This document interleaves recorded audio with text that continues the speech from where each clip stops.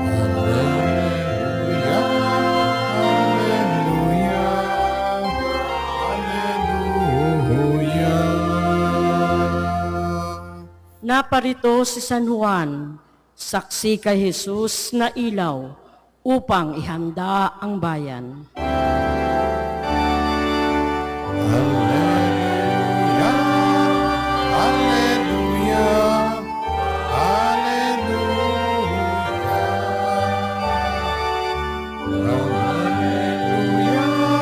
Hallelujah, hallelujah, hallelujah. Sumainyo ang Panginoon. At sumaiyo rin. Ang mabuting balita ng Panginoon ayon kay San Lucas. Papuri sa iyo, Panginoon. Nang si Herodes ang hari ng Judea, may isang saserdote ng pangalay Zacarias sa pangkat ni Abias. At mula rin sa lipi ni Aaron ang kanyang asawang si Elizabeth, kapos silang kalugod-lugod sa Panginoon ng Diyos, namuhay ng ayon sa mga utos at tuntuning mula sa Panginoon. Wala silang anak sapagkat baog si Elizabeth at sila'y matanda na. Ang pagkat ni Zacarias ang nanunungkulan noon at siya'y naglilingkod sa harapan ng Diyos bilang saserdote. Nang sila'y magsapalaran ayon sa kaugalian ng mga saserdote, siyang nahirang nabagandog ng kamay niyang. Kaya't pumasok siya sa templo ng Panginoon sa oras ng pagsusunog ng kamay niyang, samantalang kakatipon sa labas sa mga tao at nananalangin. Walang ano-ano'y napakita sa kaniya ang isang anghel ng Panginoon nakatayo sa gawing kanan ng dambanang sunugan ng kamay niyang. Nagulat si Zacarias at sinila ng matinding takot nang makita ang anghel. Ngunit sinabi nito sa kanya, "Huwag kang matakot, Zacarias, dinig ng Diyos ang panalangin mo. Kayo ni Elizabeth ay magkakaanak ng isang lalaki at Juan ang ipapangalan mo sa kanya. Ikaw ay matutuwa at magiging maligaya at marami ang magagalak sa kanyang pagsilang sapagkat siya ay magiging dakila sa Panginoon ng Panginoon. Hindi siya iinom ng alak o anumang inuming nakakalasing. Sa sinapupunan pa lamang ng kanyang ina, mapupuspos na siya ng Espiritu Santo. Marami sa mga anak ng Israel ang panunumbalikin niya sa kanilang Panginoong Diyos. Mauna siya sa Panginoon taglay ang Espiritu at kapangyarihan ni Elias upang pagkasunduin ang mga ama at ang mga anak at panumbalikin sa daan na matuwid ang mga suwail. Sa gayon, ipaghahanda niya ng isang bayan ang Panginoon. Ang mabuting balita ng Panginoon. Pinupuri ka namin, Panginoong Heso Kristo. Sumainyo ang kapayapaan. Palakpakan natin ang Diyos na buhay.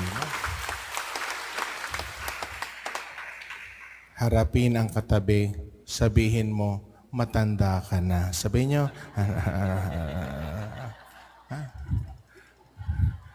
ulitin nyo, sabihin nyo, matanda ka. Sabihin nyo, matanda ka.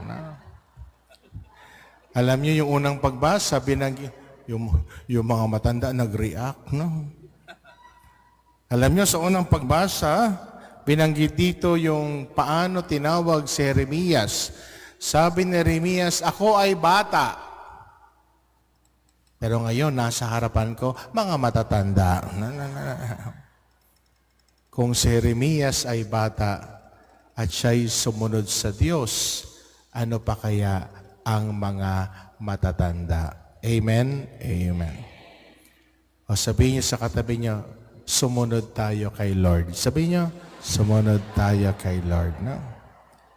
Alam niyo, maganda ang ating ebanghelyo sa ngayon. No? Bisperas ng kapiestahan ni San Juan Bautista.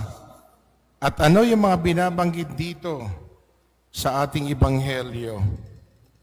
Pakinggan niyo, ha? Sabi dito,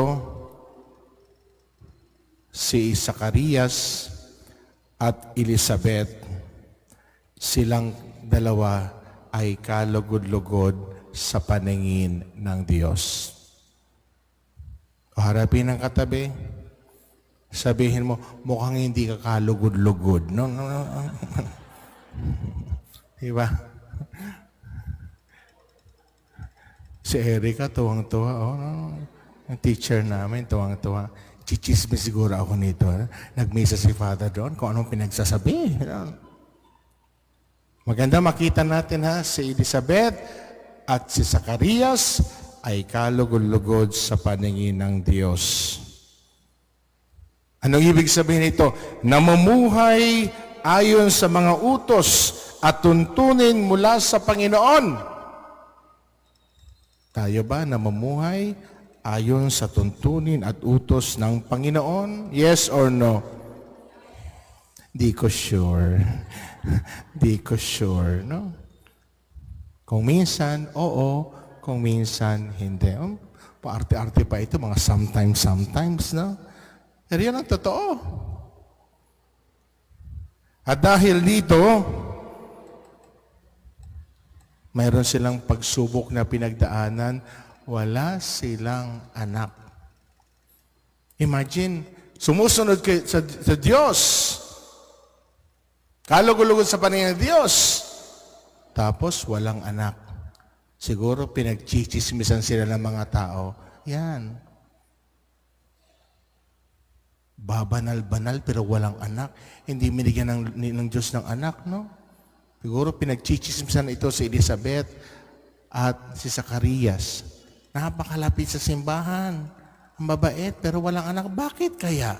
Siguro may mga tinatago yung kasalanan. Kahit noong unang panahon, marami ng chismosa at chismoso. Alam niyo ba yon? Yes or no? Sabihin niyo sa katabi, ikaw yon.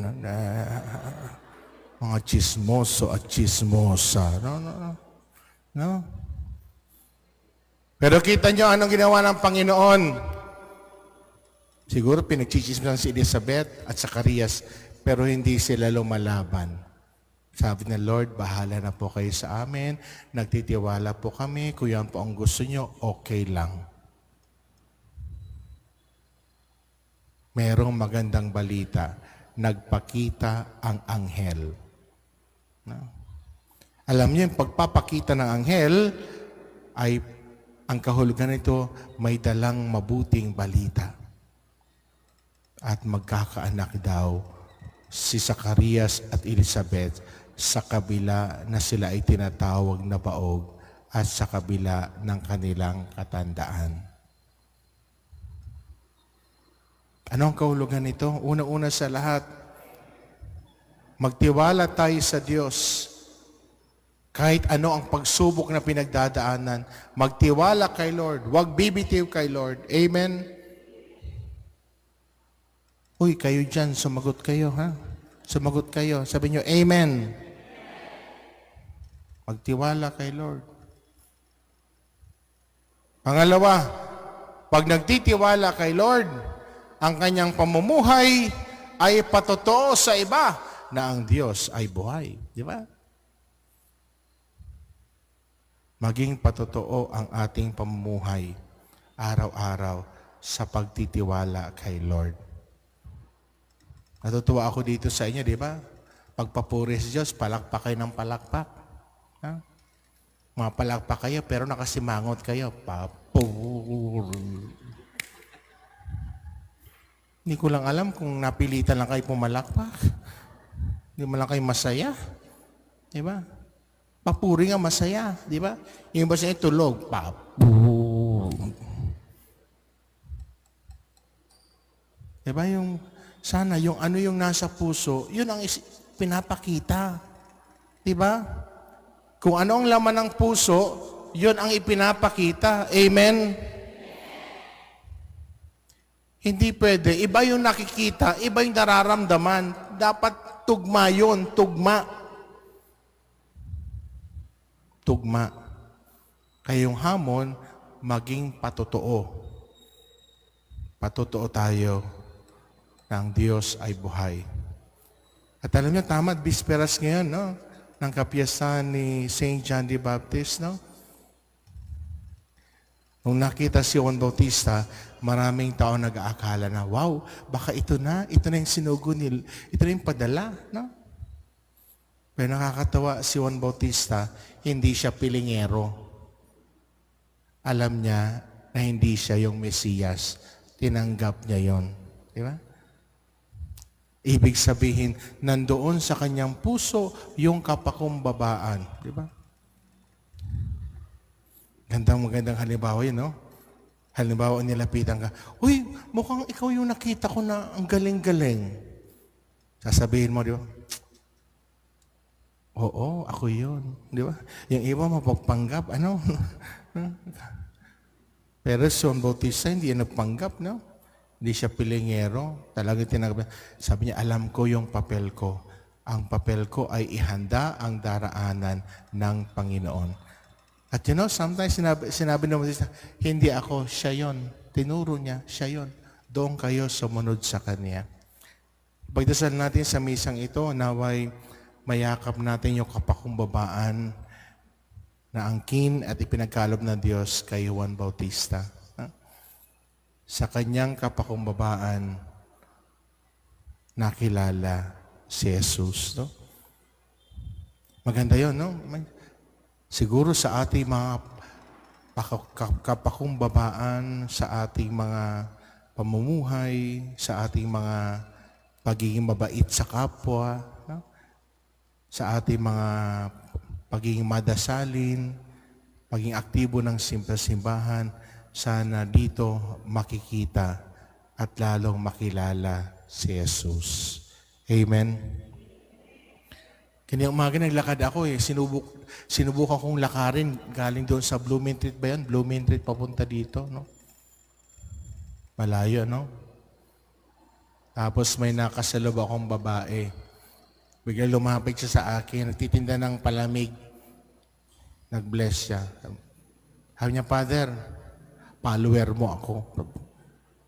Follower ka dyan. Nakikita ko ang reels mo. Marami akong pinupunta ng lugar, Father, follower mo ako. Sabi ko, hindi ko kayo follower. Ang Diyos ang dapat yung Hindi ko ginagawa yung reels para makilala ako. No. Pinapakita ko doon sa mga reels para makilala ang Diyos. Yung kabutihan ng Diyos na ginagawa sa mga bata, yung kabutihan ng Diyos na pinagawa sa akin, yung kabutihan ng Diyos na ginagawa sa ating lahat. Sana ang Diyos ang makilala, hindi tayo. Amen? Amen? O harapin ang katabi. Sabihin mo, huwag ka ng pilingera. Sabihin nyo, pilingera. Diba? Masakit, no? Sakit. No?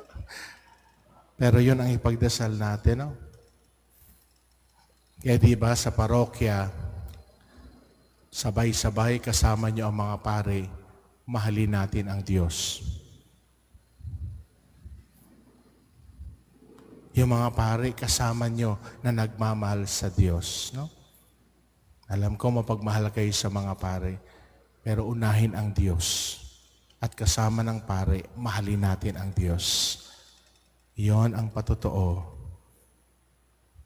na tunay ngang nararamdaman natin yung kabutihan ng Diyos araw-araw. Amen?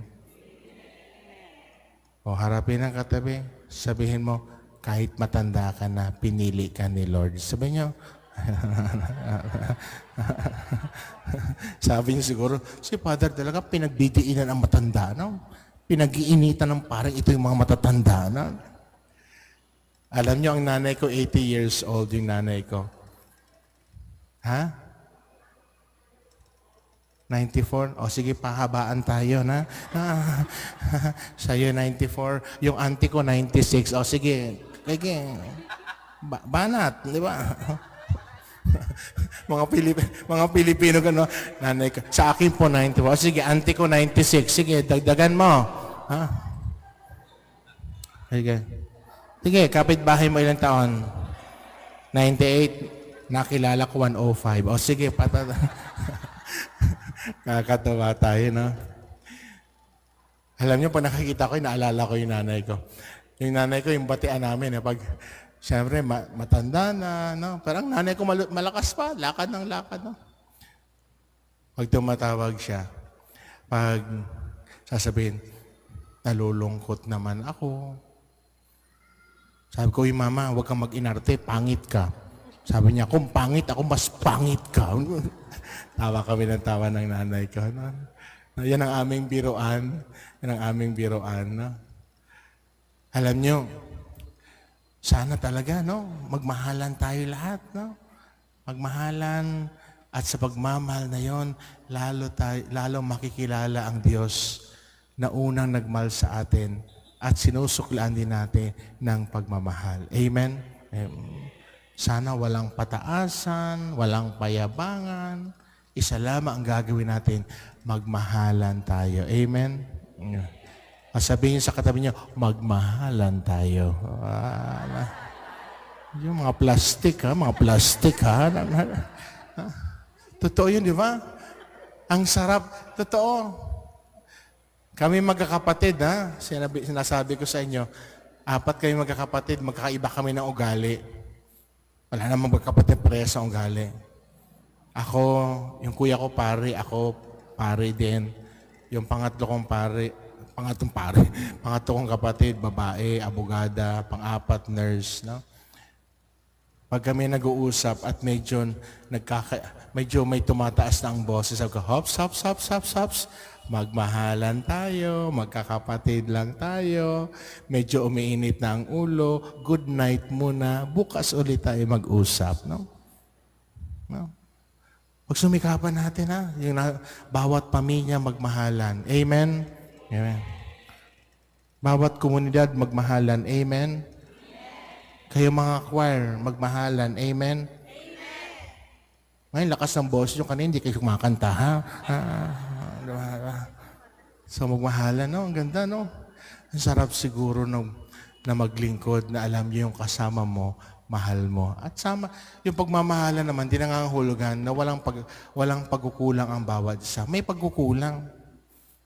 Pero ang gagawin, yung pagkukulang ay hindi yung daan para hilahin ang bawat isa. Bagkus hilahin ang bawat isa pataas. Yan sa ganon, kung ano man ang pagkukulang ng isa, pupunuan ng isa. Amen? Ganon yung komunidad. No? Kaya nga siguro, si Juan Bautista, mahal na mahal ito ni Jesus. No? Imagine, ipinakilala siya. At syempre, hindi makakalimutan ni Jesus, si Juan Bautista. Ipagdasal natin sa misang ito na tunay ngang ang bawat isa sa atin ay maging mukha at saksi at patotoo na ang Diyos ay nagmamahal.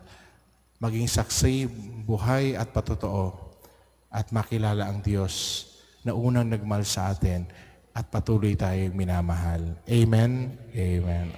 Wow, no? O harapin ang katabi, sabihin mo, matanda ka na.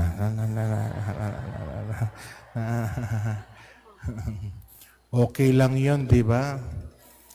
Kaninang umaga may nakasakay ako sumakay ako ng gasak, no? Yung bus na air condition, no? Yung babae, hindi ko alam kung babae o lalaki. Sabi ko, ate, ako ng ate, sabi niya, kuya. Sabi ko, totoo ba? Ate ka ba o kuya? Sabi niya, pwede akong ate, pwede akong kuya. Nakakatuwa. Sabi ko, saan ka galing? Nagbibili siya ng mga sampagita at tinitinda niya. Sabi ko, ano ba talaga, kuya o ate? Sabi niya, tomboy ako. Sabi niya sa akin. Ay, sabi ko, okay lang, no? Sabos, nagkwentuhan kasi ako, pare ako. So, nagkwentuhan na kwentuhan. Hulaan ko, ilang taong ka na? Sabi niya, o sige, hulaan mo. Sabi ko, 58 ka. Sabi niya, sumobra ka, Father. 57 ako. Magpi-58 pa lang ako next month. Sabi niya. Sabi ko, huwag ka na mag-inarte, 58 ka na. Tawa siya ng tawa. Namatay na daw yung nanay niya, mag-isa na lang siya, pero nagsusumikap siyang maghanap buhay araw-araw. Sabi ko, paano ka nagsisimula araw-araw? Ay, Father, nagsisimula ako sa dasal araw-araw. Kakatawa yung tomboy na yun, no? Nagsisimula sa dasal araw-araw. Sana magandang halimbawa yon. Halimbawa siya para sa akin, para sa ating lahat, na dapat araw-araw magsimula sa panalangin, sa pagkilala sa Diyos.